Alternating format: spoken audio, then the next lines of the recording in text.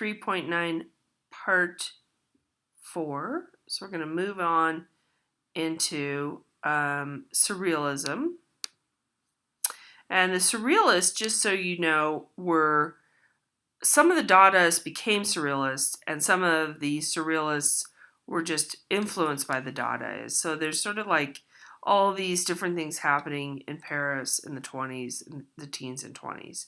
Once World War One ends, there's kind of a how you want to say, an explosion of ideas. And you know too, with like Hemingway and a lot of other American writers come out, and a variety of other writers are in Paris as well. Place to be, right? Now, Freudian analysis gets into full swing in the 20s. Freud's been around a little while, but his ideas are taking hold, and because of World War One and all this PTSD and all this also just psychological damage of the idea of being aerial bombed and gassed, and these strange mechanizations of war. There's a lot of people starting to think about psychology. Psychology and Industrial Revolution kind of go hand in hand in that you're being asked to work like a machine, and you're a human, and then all these other things in culture are starting to loosen and change, and so you're feeling less and less grounded, if that makes sense. I'm simplifying, heavily here, but just the idea that people are more curious in Europe and in the US about exploring the unconscious mind and dreams, and what are those dreams telling us. So the idea of looking at your dreams really takes hold in this time frame, and the surrealists really embrace that. And they're sort of challenging the idea of objective reality. I don't love the examples that our author gives for surrealism, and I'll sort of explain that in a moment. But de Chirico was already kind of working in this style, and then he kind of gets lumped into the surrealist. But when you look at this piece, you can kind of see why the surrealists are enjoying this, because we have this one-point perspective going off this way with this building. This meaning this white building goes off into this point over here, which we can't see. And then this building is raking down this way and that way and going probably over here. So it's distorting the sense of space in this building. And then we have this little girl and this sort of innocent playing here, and this dark shadow with a pole or something. It almost looks like death with a scythe or something like that. So it's breaking up these planes in a weird kind of a way and distorting perspective. And also kind of like a nighttime, daytime combination in a weird way. So he already developed his style, and it's a dream-like environment, and it's an unclear narrative and a vague sense of threat. Max Ernst, another very famous surrealist. Now, the style or the visuals don't look the same, like how Cubism looked you could point out a Cubist piece by looking visually at it. But a surrealist piece, it more has to do with the fact that the elements of daytime and nighttime are being combined, or in this case, you're kind of looking at a sky and land, or it might be really more like a floor and a wall. It really, the way the horizon is so low here, that's a really strange place to be standing, to have that view, sort of we're on the edge of a precipice or something. He collages as well. It almost looks like he's painting a Kandinsky or a Miro over here. He's doing his thing with this strange hand connected to sort of a body with sort of feet, but this is much like you might see in a dream if you were dreaming about yourself coming apart or mutating in some way. And there's a bird, sort of a face with a neck, and some other sort of bird-like imagery there. Soft, rounded forms. He rubs into the painting and scrapes. And he gets those kind of soft, rounded edges. But that's very organic shapes and some strange things happening in there. Looks very different than De Chirico or any of the other surrealists. Kind of like Dali a little bit, I guess you could say. He's into chance events, and he's also depicting his chance process. Okay, Miro. This is an assemblage, 1936. Remember, Duchamp has started assemblage back with Dadaism in 1913.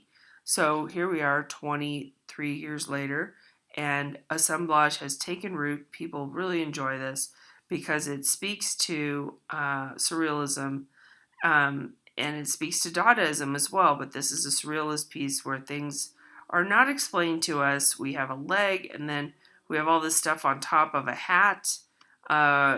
Things are placed where they wouldn't normally be placed. That's part of it. And sometimes the scale is shifted, which we're not seeing. Usually you would look at a Magritte example when you look at surrealism, and we're not going to do that for some reason. Unexpected assortment of items. So we're creating a mystery, a story that we're not explaining. Also, Dali is another example we would normally look at. All right, with Frida Kahlo, she is contemporaneous, 1939. She's at the same time as the Surrealists, and she's in Mexico. The other Surrealists are in Europe, and they discover her painting, and then they some of them visit her or look at the work that she's doing, and they're kind of excited. Now, in Mexico, there's such a thing as magic realism. So she's kind of like De Chirico. She's already painting in this style. She's doing her thing, and she's not thinking about Freud necessarily. She hears about him later, but she is depicting her two selves, and one in her Western self in her European outfit, and the other in her more traditional clothing she would wear from Mexico. And I don't feel like this is the strongest depiction of this visually, but that is how she's feeling of two selves, and then she's connected in this way through the heart. But this is also commenting on her multiple surgeries and how the blood is dripping onto her dress, and her strange sky here. But her self-portraits are showing a lot of psychology, we could say it that way, a lot of her internal world, and that is why the surrealists embrace her. Really sweet photo here with her dogs. They look kind of like giant chihuahuas. I don't know what kind of dog that is. But here is a mirror out of doors, which is, we do that more now in gardens, but that's kind of interesting because she usually depicts herself with two images. As a photograph from Lola Alvarez Bravo. So she's called a surrealist, so it's unexpected, illogical, and fantastical, but hers is more about identity, politics, and experience. So she's a magic realist. Mostly magic realism is associated with writing Gabriel Garcia Marquez. I'm blanking right now. 100 Years of Solitude. There are several authors that are more in line with claiming that title, but she gets put in with that as well. Salvador Dali, The Persistence of Memory with Our Sort of Melting Clocks. That's also another very famous surrealist piece. Now remember, people even today are doing surrealism. It doesn't really go away exactly. People love it, but that is where it comes from, and that is the main time frame, put it that way. So the influence of Cubism moves on. So all this stuff's kind of bubbling up, and people are looking at this work still, and then they're like, that's interesting. So we're thinking about new approaches, and we get into futurism.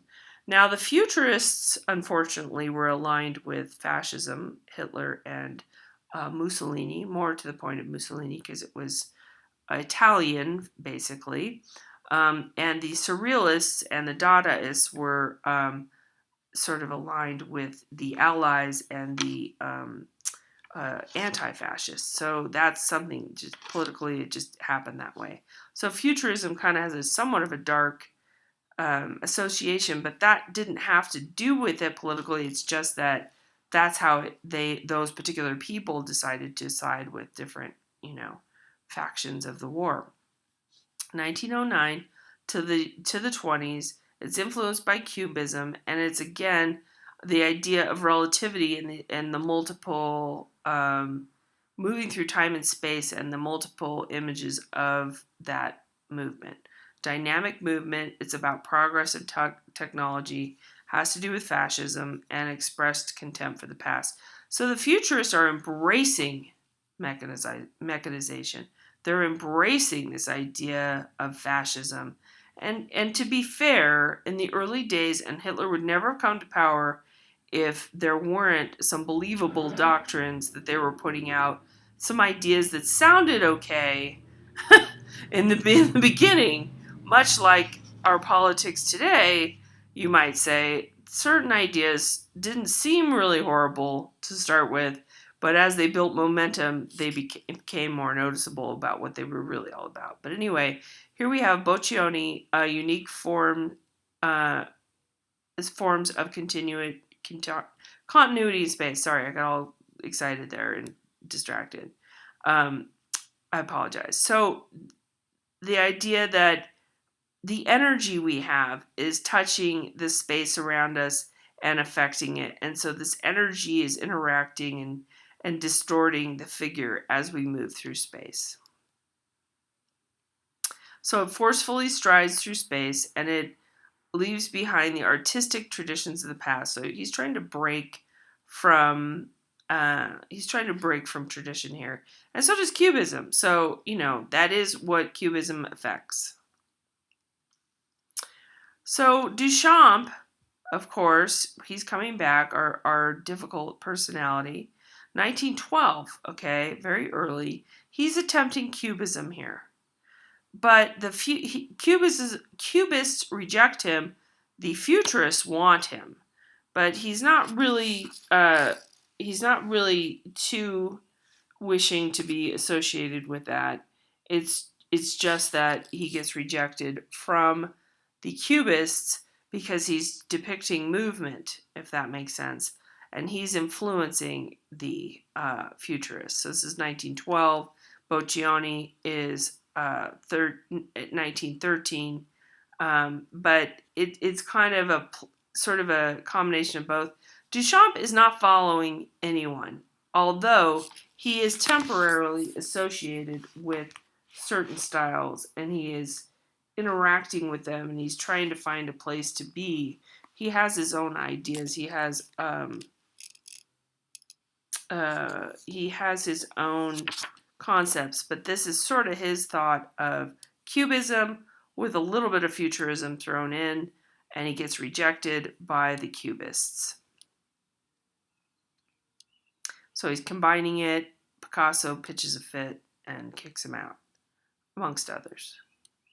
So it's the interest in the industrial progress and stop motion photography. Also, film is starting to happen and movies. So it's abstract imagery. It caused a scandal.